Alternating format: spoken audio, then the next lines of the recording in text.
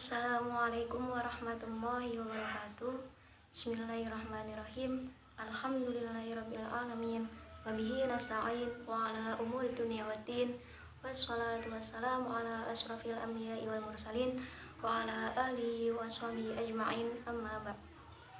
Pertama-tama marilah kita panjatkan puji syukur kehadirat Allah Subhanahu wa taala yang telah memberikan kita kesehatan sehingga pada kali ini kita dapat melaksanakan pembelajaran mata kuliah ilmu pendidikan. Shalawat dan salam tetap tercurahkan kepada baginda agung Muhammad SAW. Semoga kita semua mendapatkan syafaatnya di dunia wal akhirah. Amin ya rabbal alamin. Yang terhormat Bapak Muhammad Imron Rosyadi MPD selaku dosen pengampu ilmu pendidikan dan teman-teman kelas C mata kuliah ilmu pendidikan. Pada kesempatan kali ini kami dari kelompok 5 akan mempresentasikan atau menjelaskan sedikit materi yang berjudul peranan keluarga dan masyarakat dalam pendidikan. Saya Salistia Alvina dengan nomor NIM 2119136 dan pemakalah yang lain yaitu Nazilatul Azza NIM 2119176, Niswatul Mahsuna 2119191 dan Syarina 2119190. Yang pertama yaitu peranan keluarga dalam pendidikan. Lingkungan keluarga merupakan tempat pendidik yang paling utama. Di dalam keluargalah anak mendapatkan didikan dan bimbingan. Fungsi dan peranan keluarga dalam pendidikan di sini dibagi menjadi 5, yaitu pertama, pengalaman pertama masa kanak-kanak. Dalam pendidikan keluarga ini, anak mulai mengenal hidupnya, dan keluarga memberikan faktor penting dalam perkembangan si anak. Yang kedua yaitu menjamin kehidupan emosional anak. Kehidupan yang penuh rasa cinta, simpati, aman, tentram, dan penuh dengan kasih sayang. Nah, dari hal tersebut akan terciptanya suatu emosional pada anak itu terpenuhi dan berkembang dengan baik. Yang ketiga yaitu menanamkan dasar pendidikan moral. Di dalam keluarga, anak dididik untuk berpikir kritis, dapat menghargai dan menghormati orang lain. Dan yang keempat yaitu memberikan dasar pendidikan sosial, di mana anak dilatih untuk hidup bermasyarakat dan dibina dan dikenalkan dengan nilai-nilai serta norma yang berlaku di dalam masyarakat. Yang terakhir ada yang kelima yaitu peletakan dasar-dasar keagamaan. Peran keluarga yang sangat penting adalah berperan dalam proses internalisasi dan transformasi nilai-nilai keagamaan, di mana dalam pribadi anak ditanamkan nilai-nilai keagamaan seperti mengajaknya ibadah ke masjid untuk beribadah, untuk mendengarkan ceramah, khitbah, dan untuk mengaji. Perkenalkan, nama saya Nazilatul Azza, NIM 2119176, kelas ilmu pendidikan C.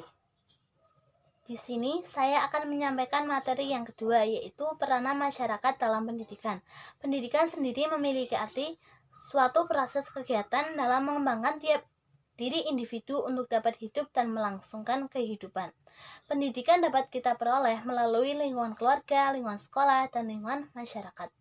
Pendidikan bukan hanya tanggung jawab pemerintah saja, melainkan juga tanggung jawab orang tua dan masyarakat dalam penyelenggaraan dan pelaksanaannya, seperti yang tercantum dalam Undang-Undang Nomor 20 Tahun 2003 tentang Sistem Pendidikan Nasional.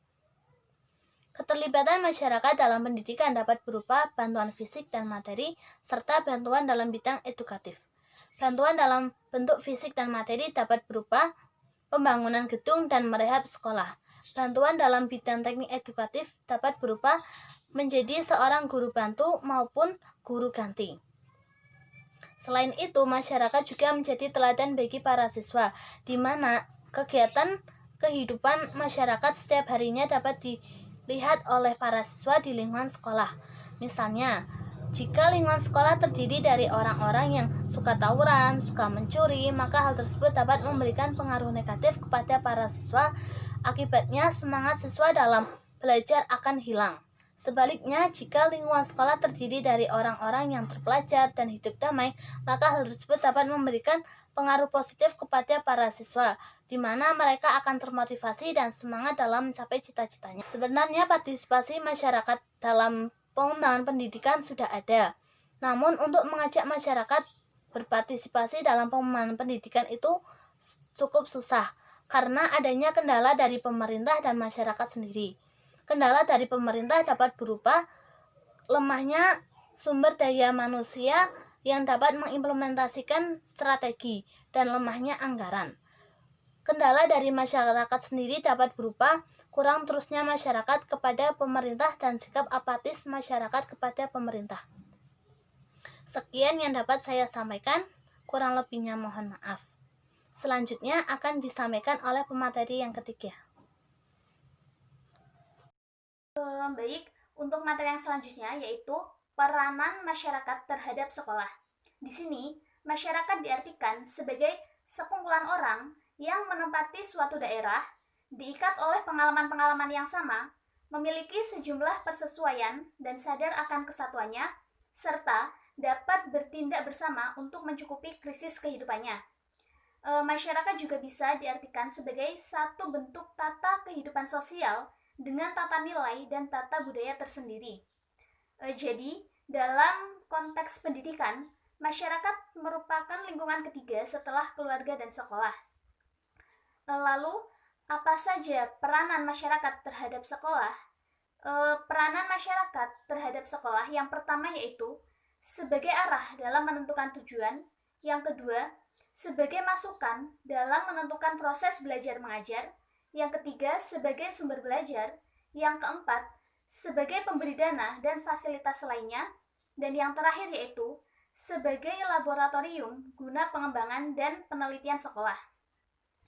Kemudian pada dasarnya antara masyarakat dan sekolah itu memiliki hubungan interdependensi yang sangat kuat.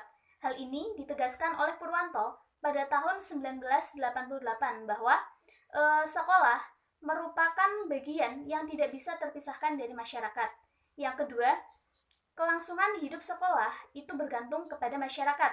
Yang ketiga, sekolah merupakan lembaga sosial yang melayani anggota-anggota masyarakat, khususnya dalam bidang pendidikan. Yang keempat yaitu, kemajuan sekolah dan kemajuan masyarakat itu saling berkolerasi, dan kedua belah pihak ini juga saling membutuhkan. Yang terakhir yaitu, masyarakat adalah pemilik sekolah.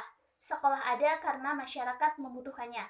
Sekian materi dari saya, kurang lebihnya mohon maaf. Untuk materi yang terakhir akan dijelaskan oleh pemakalah berikutnya. Baik, selanjutnya saya akan melanjutkan materi yang terakhir yaitu kerjasama keluarga dan masyarakat dalam pendidikan. Yang pertama ada kerjasama antara keluarga, orang tua dalam pendidikan. Apa saja sih peran penting keluarga dalam pendidikan? Keluarga sendiri itu merupakan tempat di mana pertumbuhan anak untuk pertama kalinya, di mana anak mendapatkan pengaruh dari anggota keluarganya pada masa pendidikan awal anak tersebut, yaitu usia prasekolah. Selanjutnya, yang kedua, ada kerjasama antara masyarakat dalam pendidikan. Masyarakat sendiri itu sebagai penghubung dari pihak sekolah, karena sekolah akan selalu berhubungan dengan masyarakat. Masyarakat sendiri itu tidak bisa lepas darinya sebagai partner sekolah untuk mencapai kesuksesan sekolah itu sendiri. Lalu bagaimana sih bentuk-bentuk kerjasama antara masyarakat, keluarga dalam pendidikan? Yang pertama Bentuk kerjasamanya yaitu pemberian dan penggunaan fasilitas bersama. Berbagai fasilitas yang tidak dimiliki oleh sekolah mungkin saja dimiliki oleh masyarakat. Nah, untuk itu perlu diadakan kerjasama. Bentuk yang kedua yaitu pelaksanaan kegiatan kemampuan siswa. Misalnya, sekolah ingin meningkatkan siswanya dalam pemahaman dan kemampuannya tentang kesehatan. Untuk itu, sekolah boleh saja bekerja sama dengan puskesmas. Untuk yang ketiga yaitu memanfaatkan sumber daya manusia secara mutualisme. Sekolah dapat memanfaatkan sumber daya manusia di masyarakat untuk memanfaatkan berbagai fasilitas kesenian atau alat-alat seni seperti seni tradisional. Sekian yang dapat kami sampaikan, kurang lebihnya kami mohon maaf yang sebesar-besarnya. Semoga bermanfaat.